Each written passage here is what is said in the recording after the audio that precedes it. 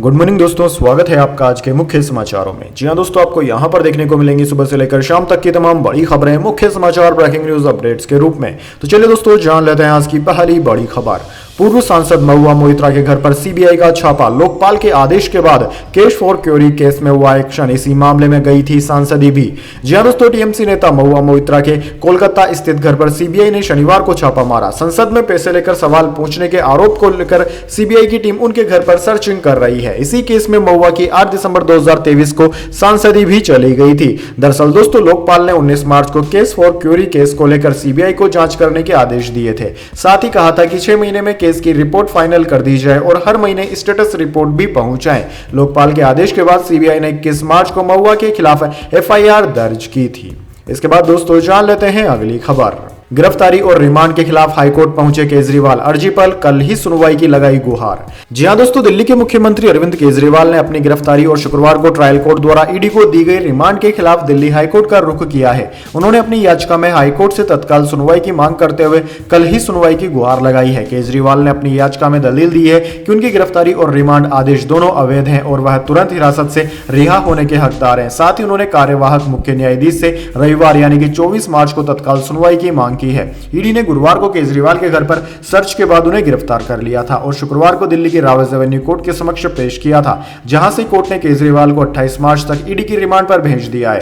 वहीं दोस्तों, ईडी ने केजरीवाल को अदालत में पेश कर 10 दिन की रिमांड मांगी थी, लेकिन अदालत ने जांच एजेंसी को 6 दिन की रिमांड दी है। अब उन्हें 28 मार्च को दोपहर 2 बजे कोर्ट के समक्ष पेश किया जाएगा। इसके बाद दोस्तों, जान लेते हैं अगली खबर। बजरंग पूनिया पहुंचे शंभू बॉर्डर पर किसानों के बीच, बोले परिवार को सड़क पर बैठा देखकर होता है दुख। हरियाणा पंजाब बॉर्डर पर बनाया शहीद दिवस। जी हां दोस्तों, किसान आंदोलन 2 का आज 23 मार्च को 40वां दिन है। संयुक्त किसान मोर्चा, गैर राजनीतिक और किसान मजदूर मोर्चा के आह्वान पर शनिवार को किसान शंभू बॉर्डर और खनौरी बॉर्डर पर शहीद दिवस मनाया। इस मौके पर अंतर्राष्ट्रीय पहलवान बजरंग पूनिया पहुंचे। उन्होंने शहीद आजम भगत सिंह, राजगुरु और सुखदेव को श्रद्धांजलि दी। मंच से संबोधित करते हुए पहलवान बजरंग पूनिया ने कहा कि अगर शहीदों के 1% विचार अपने अंदर लेकर चले गए तो हमें जीतने से कोई नहीं रोक सकता। बड़ा दुख होता है कि हमारे परिवार के सदस्य सड़कों पर बैठे हैं, कैसे उनके ऊपर अत्याचार किया जा रहा है। इसके बाद दोस्तों, जान लेते हैं अगली खबर। केरल सरकार राष्ट्रपति के खिलाफ सुप्रीम कोर्ट पहुंची। कहा उनके पास 4 बिल पेंडिंग। केंद्र राष्ट्रपति के सचिव समेत 4 को पार्टी बनाया।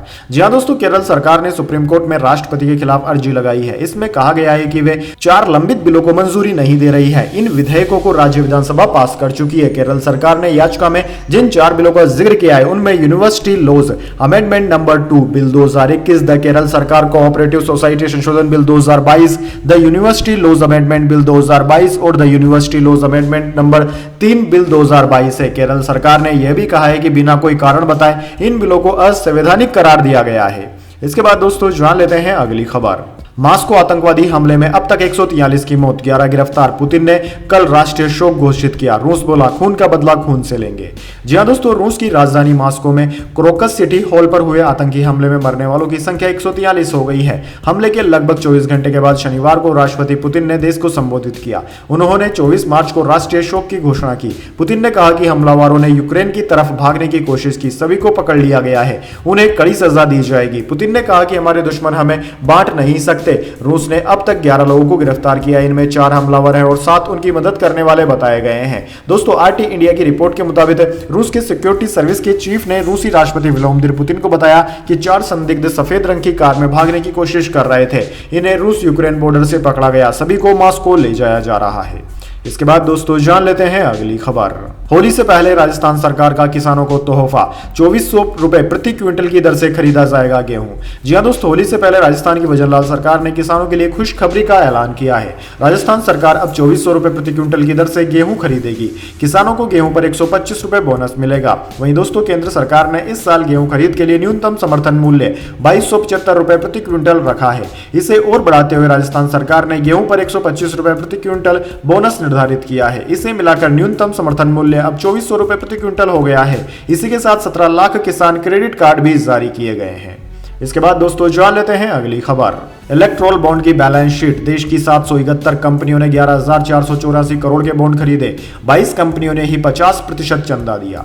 जी हां दोस्तों, स्टेट बैंक ऑफ इंडिया यानी कि एसबीआई ने 21 मार्च को इलेक्ट्रोल बॉन्ड से जुड़ा पूरा डेटा इलेक्शन कमीशन को सौंप दिया, जिसके बाद आयोग ने इसे पब्लिश किया। इसमें बैंक ने बॉन्ड का अल्फा न्यूमेरिक नंबर भी बताया है। इससे पता चलता है कि किस कंपनी ने किस सियासी दल को कितना चुनावी चंदा दिया। दरअसल दोस्तों, एसबीआई के डेटा के मुताबिक कुल 1263 खरीदार थे। इन्होंने 12,155 करोड़ के बॉन्ड खरीदे। इनमें 771 कंपनियों ने 11,484 करोड़ के बॉन्ड खरीदे। इनमें आधी रकम सिर्फ 22 कंपनियों के पास से आई है। इनके कारोबार ट्रेडिंग, खनन, धातु, रियल एस्टेट, निर्माण, ऊर्जा और दूरसंचार से लेकर फार्मास्यूटिकल्स तक फैले हुए हैं। ट्रेडिंग सेक्टर से जुड़ी कंपनियों ने सबसे ज्यादा 2,955 करोड़ रुपए सियासी दलों को दिए हैं। इनमें सबसे ज्यादा 963 करोड़ रुपए भाजपा को मिले हैं। दोस्तों, आपकी जानकारी के लिए बता दें, एसबीआई के डेटा के मुताबिक कई कंपनियां ऐसी हैं जिन्होंने मुनाफे से कहीं ज्यादा चंदा दिया है। सबसे ज्यादा 1368 करोड़ रुपए चुनावी चंदा देने वाली फ्यूचर गेमिंग का शुद्ध मुनाफा 2020 से 2024 के बीच महज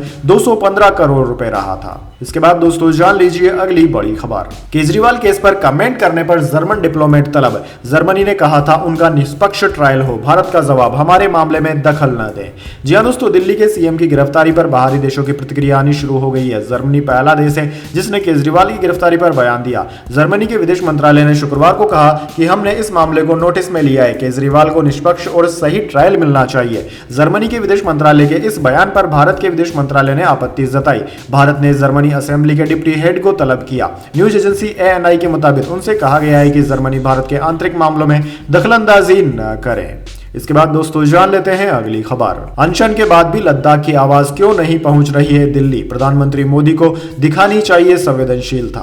जी हां दोस्तों, पिछले कई महीनों से केंद्र शासित प्रदेश लद्दाख में लोग आंदोलन कर रहे हैं। लद्दाख के दोनों जिलों लेह और कारगिल में लोग सड़कों पर उतर रहे हैं। लद्दाख को संविधान की 6ठी अनुसूची में शामिल करने और राज्य का दर्जा देने समेत की गई कई मांगों को लेकर स्थानीय लोग अनशन से लेकर प्रदर्शन में जुटे हुए हैं। लद्दाख की संस्कृति और पर्यावरण को बचाने की इस लड़ाई में लोकतंत्र की बहाली का मुद्दा भी शामिल है। Save Ladakh, save Himalaya, save glacier के तहत पूरा आंदोलन चल रहा है। दोस्तों, देश के जाने माने चेहरे सोनम वांगचुक 21 दिन के अनशन पर है। सोनम वांगचुक का अनशन 6 मार्च को शुरू हुआ था। उन्होंने इस अनशन को क्लाइमेट फास्ट का नाम दिया है। मैग्सेसे अवार्ड विनर, पर्यावरणविद, शिक्षा सुधारक और समाज सेवक कार्यकर्ता सोनम वांगचुक के साथ बड़ी संख्या में स्थानीय लोग भी अनशन में हिस्सा ले रहे हैं। लेकिन प्रधानमंत्री मोदी अपने मैनिफेस्टो में लद्दाख की मांगों को पूरा करने का वादा करने के बाद भी इस आंदोलन के बारे में बात करने को तैयार नहीं है। उनमें थोड़ी भी संवेदनशीलता नहीं दिखाई जा रही है। इसके बाद दोस्तों जान लेते हैं अगली बड़ी खबर। हिमाचल कांग्रेस के 6 बागी विधायक बीजेपी में हुए शामिल। 3 निर्दलीयों ने भी भाजपा ज्वाइन की। सभी को उपचुनाव में पार्टी टिकट का ऑफर। जी हां दोस्तों, हिमाचल कांग्रेस के 6 बागी विधायकों और 3 निर्दलीयों ने शनिवार को दिल्ली में भारतीय जनता पार्टी ज्वाइन कर ली।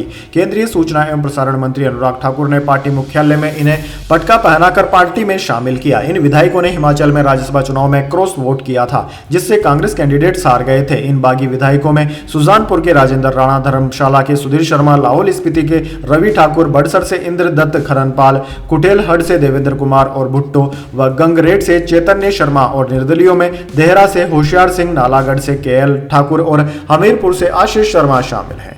इसके बाद दोस्तों जान लेते हैं अगली खबर। ऋषभ पंत एक्सीडेंट के बाद पहली बार उतरे मैच खेलने, जमाए जोरदार चौके, कैसी रही आईपीएल में वापसी? जान लेते हैं। जी हां दोस्तों, भारतीय क्रिकेट टीम के विकेटकीपर बल्लेबाज ऋषभ पंत की वापसी का इंतजार हर किसी को था। साल 2022 में एक भीषण कार एक्सीडेंट के शिकार हुए इस खिलाड़ी को बुरी तरह से जख्मी हालत में अस्पताल में भर्ती कराया गया था। अपने पैर पर खड़े होने में भी असमर्थ ऋषभ पंत ने फिटनेस हासिल की है और अब वह इंडियन प्रीमियर लीग में दिल्ली कैपिटल्स की कप्तानी कर रहे हैं। शनिवार को वह चोट के बाद पहली बार किसी मैच को खेलने उतरे। इंडियन प्रीमियर लीग 2024 के जिस मुकाबले का इंतजार हर किसी को था, वह शनिवार 23 मार्च को शुरू हो गया। दिल्ली कैपिटल्स के कप्तान ऋषभ पंत की वजह से फैंस को इस मैच का बेसब्री से इंतजार था। हालांकि दोस्तों, ऋषभ पंत अपने पहले मैच में ज्यादा कुछ खास कमाल नहीं दिखा पाए। उन्होंने 18 रन की पारी खेली। इसके बाद दोस्तों जान लेते हैं अगली खबर। बिना केवाईसी वाले फास्टैग 1 अप्रैल से हो जाएंगे बंद, बैंक डीएक्टिव या ब्लैक लिस्ट करेंगे। जी हां दोस्तों, अगर आपने अपनी कार के फास्टैग की बैंक से केवाईसी अभी तक अपडेट नहीं कराई है तो आज ही करा लें, क्योंकि 31 मार्च के बाद बिना केवाईसी वाले फास्टैग को बैंक डीएक्टिवेट या फिर ब्लैकलिस्ट कर देंगे। इसके बाद फास्टैग में बैलेंस होने के बावजूद पेमेंट नहीं होगा। दोस्तों, एनएचएआई ने फास्टैग कस्टमर्स से भारतीय रिजर्व बैंक यानी कि आरबीआई के नियमों के अनुसार फास्टैग के लिए केवाईसी प्रक्रिया को पूरा करने को कहा है, ताकि बिना किसी परेशानी के फास्टैग की सुविधा मिलती रहे। इसके बाद दोस्तों जाने अगली बड़ी खबर, लेकिन उससे पहले मेरी आपसे एक छोटी सी रिक्वेस्ट है। अगर दोस्तों आपको अभी तक हमारी न्यूज़ पसंद आई है तो इसे छोटा सा लाइक जरूर दे दीजिए, और अगर आपको पसंद नहीं आई है तो बेशक आप डिसलाइक भी कर सकते हैं, लेकिन दोस्तों लाइक और डिसलाइक जरूर कीजिए, क्योंकि दोस्तों यही हमारी मेहनत का फल होता है और इसी से हमें पता चलता है कि आपको हमारी वीडियोस पसंद आ रही है या नहीं। तो चलिए दोस्तों जान लेते हैं आज की अगली बड़ी खबर। बेंगलुरु कैफे ब्लास्ट के 2 संदिग्धों की पहचान, दोनों ISIS से जुड़े। आरोपी मुसाविर ने ब्लास्ट किया, साथी ताहा ने एक दिन पहले रेकी की थी। जी हाँ दोस्तों, बेंगलुरु के रामेश्वरम कैफे ब्लास्ट मामले में नेशनल इन्वेस्टिगेशन एजेंसी NIA ने संदिग्ध की पहचान कर ली है। आरोपी का नाम मुसाविर हुसैन शाजीब है। वह कर्नाटक के तीर्थहल्ली जिले के शिवमोगा का रहने वाला है। जांच एजेंसी ने शाजीब के एक और साथी की पहचान की है। उसका नाम अब्दुल मतीन ताहा है। ताहा तमिलनाडु पुलिस इंस्पेक्टर के विल्सन की हत्या के लिए वांटेड था और चेन्नई में मुख्य संदिग्ध के साथ रहा था। NIA के मुताबिक शाजिद और ताहा दोनों ने ही ISIS मॉड्यूल का हिस्सा थे। इसकी पुष्टि मॉड्यूल के सदस्यों ने भी की थी, जिन्हें पहले गिरफ्तार किया गया था। वहीं दोस्तों सूत्रों के मुताबिक NIA ने आसपास के 1000 से अधिक CCTV कैमरों की जांच करते हुए आरोपी का पता लगाया। राष्ट्रीय जांच एजेंसी के मुताबिक ताहा हमेशा एक टोपी पहनता था, जो उसने ट्रिप्लिकेन में रहने के दौरान खरीदी थी। संदिग्ध हमलावर शाजीब को विस्फोट के दिन वही टोपी पहने देखा गया था। जांच में पाया गया कि इस टोपी के सिर्फ 400 पीस ही बेचे गए थे। इसके बाद दोस्तों जान लेते हैं अगली खबर। प्याज निर्यात पर फिर लगा प्रतिबंध, 31 मार्च को खत्म हो रहा था बैन। जी हाँ दोस्तों, भारत सरकार ने लोकसभा चुनाव से पहले बड़ा निर्णय लेते हुए शनिवार को प्याज निर्यात पर लंबे समय तक के लिए बैन लगा दिया है। प्याज निर्यात पर लगाए गए प्रतिबंध की समय सीमा 31 मार्च तक की थी। अब इसे अनिश्चित काल के लिए आगे बढ़ा दिया गया है। इस चौंकाने वाले फैसले को देश में होने जा रहे लोकसभा चुनाव से जोड़कर देखा जा रहा है। दरअसल दोस्तों, केंद्र सरकार नहीं चाहती है कि आम चुनाव के दौरान प्याज की कीमतें बढ़े। सरकार के इस फैसले से कुछ विदेशी बाजारों में प्याज की कीमतें आसमान छू सकती है। इसके बाद दोस्तों जान लेते हैं अगली खबर। सुकेश ने लिखा, प्यारे भाई केजरीवाल, तिहाड़ क्लब में स्वागत। दिल्ली शराब घोटाला महज शुरुआत, आपने 10 घोटाले किए, 4 का मैं साक्षी। जी हाँ दोस्तों, ठग सुकेश चंद्रशेखर ने अरविंद केजरीवाल की गिरफ्तारी पर तंज कसते हुए चिट्ठी लिखी है। सुकेश 200 करोड़ की ठगी के आरोप में मंडोली जेल में बंद है। उसने अपनी चिट्ठी में केजरीवाल का तिहाड़ क्लब में स्वागत किया है। साथ ही कहा है कि वह बहुत खुश है कि उसे इतना अच्छा बर्थडे गिफ्ट मिला। हालांकि यह पहला मौका नहीं है जब सुकेश ने अरविंद केजरीवाल पर कोई आरोप लगाए हैं। 6 मई 2023 को दिल्ली के LG को लिखी चिट्ठी में उसने बताया था कि करोल बाग में एक प्रोजेक्ट दिलाने के बदले 90 लाख रुपए के चांदी के बर्तन बतौर गिफ्ट दिए थे। इनमें चांदी की 15 थाली, 20 गिलास, मूर्तियां, कटोरे और चांदी के चम्मच थे। केजरीवाल को 21 मार्च को CM हाउस से गिरफ्तार किया गया था। दोस्तों शुक्रवार दोपहर 2 बजे उन्हें PMLA कोर्ट में पेश किया गया, जहां जस्टिस कावेरी ने 6 दिन की ED की रिमांड पर उन्हें भेज दिया। इसके बाद दोस्तों जान लेते हैं अगली खबर। स्मृति बोली, राहुल ने कहा था केजरीवाल भ्रष्ट है, शराब घोटाला हुआ है, कांग्रेस ने पुलिस को इसकी जानकारी दी, आज एकजुटता दिखा रहे। जी हाँ दोस्तों, केंद्रीय मंत्री स्मृति ईरानी ने दिल्ली शराब नीति घोटाले पर दोहरे रवैये को लेकर कांग्रेस पार्टी और राहुल गांधी की आलोचना की है। स्मृति ने कहा कि केजरीवाल की गिरफ्तारी पर राहुल आज उनके परिवार के साथ एकजुटता दिखा रहे हैं, जबकि पिछले साल उन्होंने तेलंगाना में कहा था कि दिल्ली के मुख्यमंत्री भ्रष्ट है। स्मृति ने यह दावा शुक्रवार को दिल्ली स्थित भाजपा हेडक्वार्टर में प्रेस कॉन्फ्रेंस के दौरान किया। उन्होंने कहा कि राहुल एक ही विषय पर अलग अलग तरीकों से पासा पलटते हैं, मेरे पास इसका प्रमाण है। इसके बाद दोस्तों जान लेते हैं अगली खबर। कुरान के पन्ने जलाने वाली पाकिस्तानी महिला को हुई उम्र कैद, इस निंदा का आरोप था। 14 दिन पहले छात्र को मौत की सजा सुनाई गई थी। जी हाँ दोस्तों, पाकिस्तान की एक कोर्ट ने एक 40 साल की महिला को उम्र कैद की सजा सुनाई है। उसने कुरान के पन्ने जलाए थे। इसके बाद महिला पर इस निंदा के आरोप लगाए गए थे। ऐसी ही एक अन्य मामले में 9 मार्च को कोर्ट ने 22 साल के छात्र को मौत की सजा सुनाई और 17 साल के छात्र को उम्र कैद की सजा सुनाई थी। पाकिस्तान के सबसे ज्यादा आबादी वाले पंजाब प्रांत की लाहौर सेशन कोर्ट ने यह फैसला सुनाया। जज ने कहा कि आशिया बीबी ने लाहौर में अपने घर के बाहर कुरान जलाई, यह कुरान का अपमान है, इसलिए आशिया बीबी को आजीवन कारावास की सजा सुनाई गई है। इसके बाद दोस्तों जान लेते हैं अगली खबर। अमूल अमेरिका में फ्रेश मिल्क प्रोडक्ट लॉन्च करेगा, MMPA के साथ की पार्टनरशिप। पिछले महीने PM मोदी ने दुनिया की सबसे बड़ी डेयरी बनाने को कहा था। जी हाँ दोस्तों, popular dairy brand Amul America में दूध प्रोडक्ट लॉन्च करने की योजना बना रहा है, जिसकी टैगलाइन टेस्ट ऑफ इंडिया है। अमूल को ऑपरेट करने वाले Gujarat cooperative milk marketing federation GCMMF ने इसके लिए अमेरिका की 10वीं सबसे बड़ी डेयरी सहकारी संस्था मिशिगन मिल्क प्रोड्यूसर्स एसोसिएशन के साथ पार्टनरशिप की है। पार्टनरशिप का ऐलान गुरुवार को मिशिगन के 9वीं में हुई MMPA की 108वीं एनुअल मीटिंग में किया गया। GCMMF के मैनेजिंग डायरेक्टर जयंत मेहता ने कहा कि मुझे आपको यह बताते हुए खुशी हो रही कि अमूल अमेरिका में अपने ताज़ा दूध उत्पाद लॉन्च करेगा। इसके बाद दोस्तों जान लेते हैं अगली खबर। खाद लूटने के आरोपी पूर्व कांग्रेस विधायक भाजपा में शामिल, कांग्रेसियों ने चावला के फोटो पर कालिक पोती, इंदौर में चल रहा केस। जी हाँ दोस्तों, रतलाम के आलोट से कांग्रेस विधायक रहे मनोज चावला ने आज भाजपा ज्वाइन कर ली। मुख्यमंत्री डॉक्टर मोहन यादव रतलाम दौरे पर आए थे।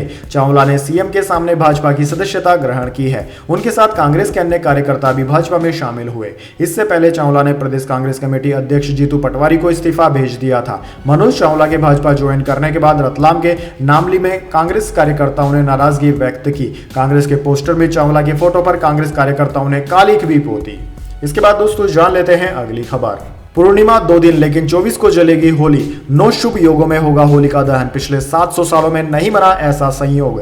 जी हाँ दोस्तों, 24 मार्च को होलिका दहन होगा और 25 मार्च को होली खेली जाएगी। ज्योतिषियों के मुताबिक इस साल होलिका दहन पर भद्रा का अशुभ काल रात करीब 10:50 तक रहेगा। शहरों के हिसाब से यह समय कुछ मिनट आगे पीछे हो सकता है, इसलिए रात 11 बजे बाद होली जलानी चाहिए। इस बार होली पर चंद्र ग्रहण भी है, लेकिन भारत में नहीं दिखने के कारण इसका महत्व नहीं रहेगा। वहीं दोस्तों 24 मार्च को सुबह करीब 9 बजे तक चतुर्दशी रहेगी, फिर पूर्णिमा शुरू हो जाएगी जो कि 25 मार्च को दोपहर 12:30 बजे तक रहेगी। पूर्णिमा 2 दिन तक होने से कंफ्यूजन हो रहा है। बनारस के प्रोफेसर रामनारायण द्विवेदी बताते हैं कि 24 की शाम को पूर्णिमा होने से इसी तारीख को भद्रा खत्म होने के बाद होलिका दहन करना चाहिए। वहीं 25 मार्च को सूर्योदय के वक्त पूर्णिमा तिथि होने पर इस दिन स्नान दान और व्रत पूजा करना चाहिए। वैसे दोस्तों कमेंट करके बताइए कि आप किस दिन होली मनाने वाले हैं। इसके बाद दोस्तों जान लेते हैं अगली खबर। मैं पोस्टर, बैनर और प्रलोभन में विश्वास नहीं करता। मैं लोगों से मिलूंगा, उनसे बात करूंगा, नितिन गडकरी ने कहा। जी हाँ दोस्तों, केंद्रीय मंत्री नितिन गडकरी ने कहा है कि वह छोटे से छोटे तरीके से भी लोगों की मदद करना और उनके जीवन में